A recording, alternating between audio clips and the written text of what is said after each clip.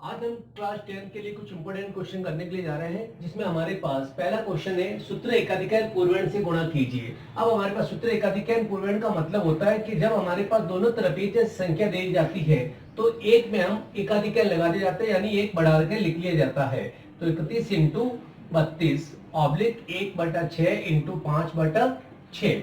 32 एकम 32 हासिल के हमारे पास 3, 32 या 96 और 3 हो गए 99 और 5 एकम 5, 6 छंग 36। तो हमारे पास आंसर हो गया 992 से ही 5/36। क्वेश्चन नंबर 2 में हमें कहा गया है कि सूत्र पंचम से इक्वल करना है 5x + 7 अपन 2x + 1 बराबर x + 1 बटा 3x + 5। तो ये मेरे पास लेफ्ट हैंड साइड हो गया और ये मेरे पास राइट हैंड साइड हो गया। तो पहले मैं लेफ्ट हैंड साइड का अंतर निकाल के बराबर 0 लिखूंगा और उसके बाद में राइट हैंड साइड का अंतर निकाल के बराबर लिखूंगा। तो 5x + 7 माइनस 2x + 1 बराबर 0। तो 5x + 7 माइनस 2x माइनस 1 बराबर 0। तो 5x में से 2x जाएगा तो मेरे पास 3x, 7 में से 1 जाएगा तो 6 बराबर 0। तो 3x बराबर -6 और x बराबर -6/3। तो x बराबर -2। अगर मेरे पास यही संख्या इधर आएगी, जैसे कि अब मैं लेता हूँ राइट हैंड साइड को, राइट हैंड साइड का अंतर देख लेते हैं। x + 1 माइनस 3x + 5 बराबर 0। तो x + 1 माइनस 3x माइनस 5 बराबर 0। तो 3x में से x जाएगा तो -2x और 5 में से 1 गया तो -4 बराबर 0। तो -2x बराबर प्लस के 4 हो जाएगा, -4 उधर जाएगा तो प्लस का 4 हो गया। तो x बराबर हो गया 4/-2। तो x बराबर -2। तो दोनों तरफ हमारे पास सेम आंसर आ रहा है, तो हमारे पास इसका आंसर होगा x बराबर -2। प्रश्न संख्या 3 में हमें परिमेय संख्या दे रखी है 17/8 को बिना लंबी विभाजन प्रक्रिया के दशमलव प्रसार शांत में लिखना है। तो इसके लिए हमें हमारे पास शांत में जब भी लिखेंगे तो हर में हमारे पास 2 × 5 की घात के अलावा कुछ नहीं होना चाहिए। तो सपोज मैंने x बराबर मान लिया 17/8। तो अब मैं इसको लिखूंगा 17/8। 8 के फैक्टर बनेंगे 2 × 2 × 2, यानी मेरे पास 17/2 की घात 3। अब मेरे को दशमलव में लिखने के लिए 2 के साथ 5 होना जरूरी है, और यहाँ पर मैं 2 की घात 3 है तो 5 की घात 3 ऊपर और 5 की घात 3 नीचे लिखूंगा, यानी अंश और हर में 5 की घात 3 लिख लेता हूँ, जिससे मेरे पास 17 × 5 की घात 3 का मतलब 5 × 5 × 5 यानी 125 और 2 पंजे 10 घात 3, 17 पंजे 85 हासिल के 8, 17 दूना 34, 34 और 10 44 से वापस हो गए 42 हासिल के 4, 17 एकम 17, 17 और 4 21, 10 की घात 3 का मतलब 1000। तो इसका आंसर हो गया 2.125। तो 17/8 का दशमलव प्रसार हुआ 2.125। क्वेश्चन नंबर 4 में मान ज्ञात कीजिए sin 36/cos 54 minus sin 54/cos 36। हम जानते हैं कि sin theta equal to cos 90 minus theta होता है और cos थीटा बराबर sin 90 माइनस थीटा होता है। तो यहाँ पर sin थीटा की जगह है 36 डिग्री, तो sin 36 बराबर cos 90 माइनस 36। तो sin 36 बराबर cos 54 और cos थीटा मेरे पास जैसे 36 है, यहाँ पर cos 36 डिग्री बराबर sin 90 माइनस 36। तो cos 36 डिग्री बराबर sin 54 डिग्री। तो मैं sin 36 की जगह लिख लूंगा cos 54 upon cos 54 minus sin 54 upon cos 36 की जगह sin 54। cos 54 upon cos 54 cancel हो जाएगा यानी 1। sin 54 अपॉन sin 54 यानी 1। तो 1 - 1 = 0। तो हमारा आंसर हो गया इसका 0।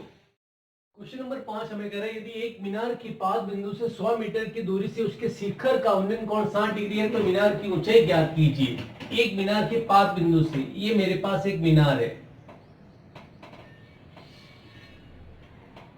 मीनार के पाद बिंदु से 100 मीटर की दूरी, ये इसका पाद बिंदु हो गया, यहां से ये 100 मीटर की दूरी इसके और ये मीनार का शिखर हो गया। शिखर और इसके ये कोण बन रहा है मेरे पास 60 डिग्री।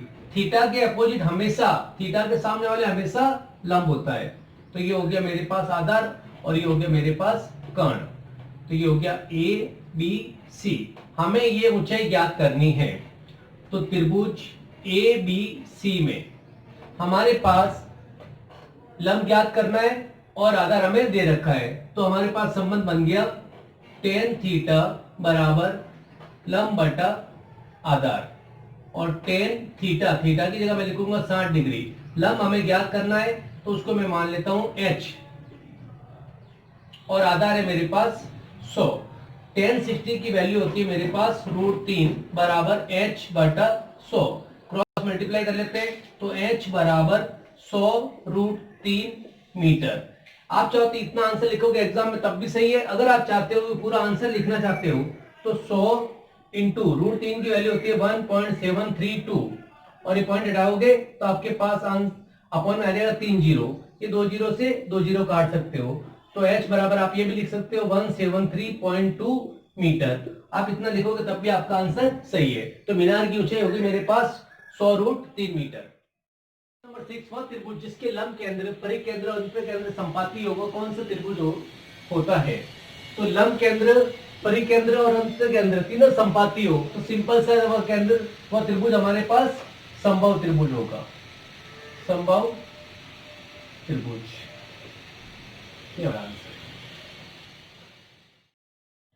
क्वेश्चन नंबर 7 में हमें कहा गया है कि यदि एक वृत्त की त्रिज्या 13 सेंटीमीटर, जीवा की लंबाई 10 सेंटीमीटर हो तो इस जीवा की वृत्त के केंद्र से दूरी ज्ञात कीजिए। तो हमारे पास एक ये वृत्त है और ये इसकी जीवा है। जीवा की लंबाई मेरे को दे रखी है 10 सेंटीमीटर। ये इसका एक केंद्र बिंदु है। केंद्र बिंदु से यहाँ पर इसकी वृत्त की त्रिज्या दे रखी है मेरे पास 13 सेंटीमीटर।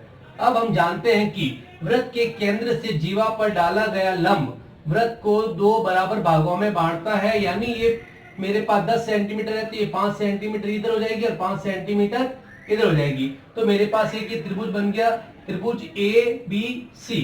तो त्रिभुज ए बी सी में कर्ण स्क्वायर बराबर आधार स्क्वायर प्लस लंब स्क्वायर होता है। तो कर्ण मेरे पास है AC, तो AC स्क्वायर बराबर आधार हो गया मेरे पास AB स्क्वायर प्लस लंब हमें ज्ञात करना है। तो AC है मेरे पास 13, तो 13 का स्क्वायर बराबर AB है मेरे पास 5, 5 का स्क्वायर प्लस BC मेरे पास जो मेरे को ज्ञात करना है। तो 13 का वर्ग हो गया 169, 5 का वर्ग हो गया 25 प्लस BC स्क्वायर। 25 को मैं इधर ट्रांसफर कर देता हूं तो 169 माइनस 25 बराबर BC स्क्वायर। तो ये हो गया मेरे पास 144 बराबर BC स्क्वायर। तो BC बराबर हो जाएगा मेरे पास √144। तो BC बराबर 144 का वर्गमूल होता है 12, तो BC बराबर 12 सेंटीमीटर। तो वृत्त के केंद्र से दूरी, जीवा की वृत्त के केंद्र से दूरी बराबर 12 सेंटीमीटर, ये इसका आंसर। हमें क्वेश्चन में कहा गया है कि एक सिक्के को 2 बार उछाला जाता है और दोनों बार चित आने की प्रायिकता ज्ञात करनी है हमें। तो हमारे पास एक सिक्के के 2 पहलू होते हैं। तो जैसे हमारे पास ये 2 का सिक्का है, सपोज इसको एक बार उछाला जाता है तो 2 × 1 बराबर 2, यानी हमारे पास हेड या टेल, या तो हेड आएगा या टेल आएगा। ये 2 पॉसिबिलिटी बनेगी। अगर हम इस सिक्के को 2 बार उछाले तो हमारे पास 2 × 2 बराबर 4 पॉसिबिलिटी बनेगी, 4 संभावनाएं बनेगी। या तो दोनों हेड आएंगे या दोनों टेल आएंगे, या एक हेड और एक टेल आएगा, या एक टेल और एक हेड आएगा। हमें कहा दोनों बार चित आने की प्रायिकता, तो दोनों बार चित, तो या तो ये दोनों बार चित आ रहे हैं तो दोनों बार चित आने की प्रायिकता होगी मेरे पास 1/4। क्वेश्चन नंबर 9 पे हमें कहा है पीयूसी का पूरा नाम लिखिए। पीयूसी यानी पॉल्यूशन अंडर कंट्रोल, यानी प्रदूषण नियंत्रित प्रमाण पत्र। पीयूसी का हिंदी में नाम होता है प्रदूषण नियंत्रित प्रमाण पत्र। क्वेश्चन नंबर 10 में हमें कहा गया है कि यदि हमारे पास सीसीटीवी कैमरा यातायात चेतना को प्रबंध करने में उपयोगी है तो इसके दो उपयोग लिखने हैं। तो सिंपल सा है, हमारे पास सीसीटीवी कैमरे का यातायात में क्या उपयोग हो सकता है। तो यदि कोई व्यक्ति यातायात नियमों का उल्लंघन करता है तो उसकी हरकत कैमरे में कैद हो जाती है। दूसरा, हमारे पास कोई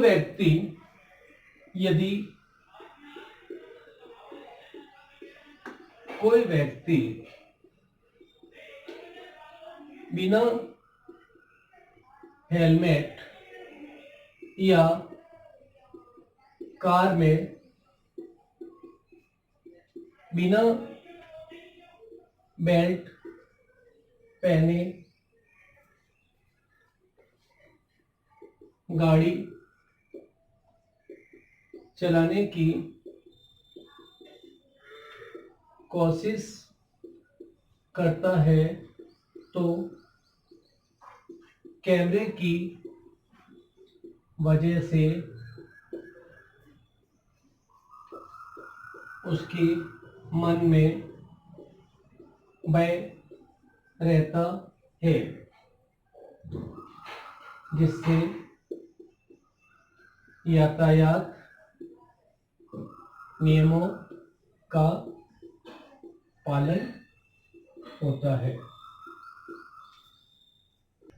तो हमारे पास सीसीटीवी कैमरे के दो मुख्य उपयोग हो गए। यदि कोई व्यक्ति यातायात नियमों का उल्लंघन करता है तो उसकी हरकत कैमरे में कैद हो जाती है, और दूसरा, यदि कोई व्यक्ति या कोई वाहन चालक बिना हेलमेट या कार में बिना सीट बेल्ट पहने गाड़ी चलाने की कोशिश करता है तो कैमरे की वजह से उसके मन में भय रहता है, जिससे यातायात नियमों का पालन होता है।